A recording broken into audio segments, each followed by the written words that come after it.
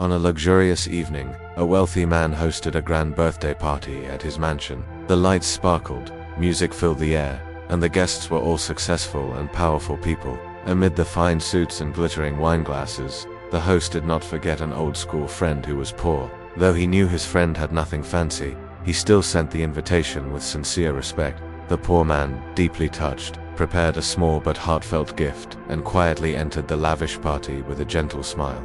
Among the glamorous crowd, his simple presence brought a warm, humble light, like a beautiful memory from the past shining amid changing times. The celebration was filled with laughter, until the wealthy man suddenly realized his diamond ring was missing. Startled, he stood up and told everyone. The guests began to search under tables, behind chairs, across the floor, but it was nowhere to be found. The cheerful atmosphere turned tense, replaced by unease and suspicion. One guest suggested, maybe someone took it by mistake. It's best to check everyone's pockets. A few agreed without hesitation. In that grand hall, trust slowly gave way to doubt that as everyone agreed to be searched, only the poor friend quietly refused. He spoke calmly but with hurt in his voice. If we're truly friends, why must you search me? The room fell silent. Eyes turned toward him with suspicion. Some whispered, it must be him. Poor people can't resist valuables.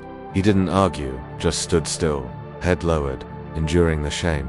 In that heavy silence, true friendship was overshadowed by arrogance and mistrust. After the party ended, the guests left one by one. The wealthy man walked to his room, still haunted by the lost ring. As he took off his coat and hung it up, he felt something in the pocket. Reaching inside, he froze. The diamond ring was there all along. It had slipped off his finger earlier. Holding it in his hand, he stood still, overcome with guilt, realizing that a moment of doubt had caused his loyal friend deep humiliation in front of everyone. The next morning, after a sleepless night filled with regret, the wealthy man rushed to his poor friend's home. Without saying a word, he hugged him tightly and said in a trembling voice, "Forgive me. The ring was in my coat pocket. I'm ashamed for letting others insult you." The poor friend gave a gentle, weary smile and said softly, "It's okay. What matters is that you found the ring." Curious, the rich man asked, "But why didn't you allow me to check your pocket?" The poor man remained silent, then quietly invited him inside. On a small bed lay a frail child sleeping peacefully, and the story behind it began to unfold. The poor man approached the bed, gently brushing the child's hair. "This is my son," he said softly. "He's been sick for a long time." His voice trembled.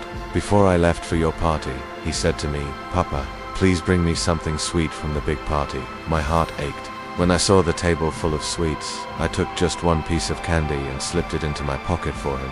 If you had searched me last night, everyone would have seen it and thought I stole it. Then I'd have to explain about my poverty, about my sick son, something I didn't want to share before all those wealthy guests."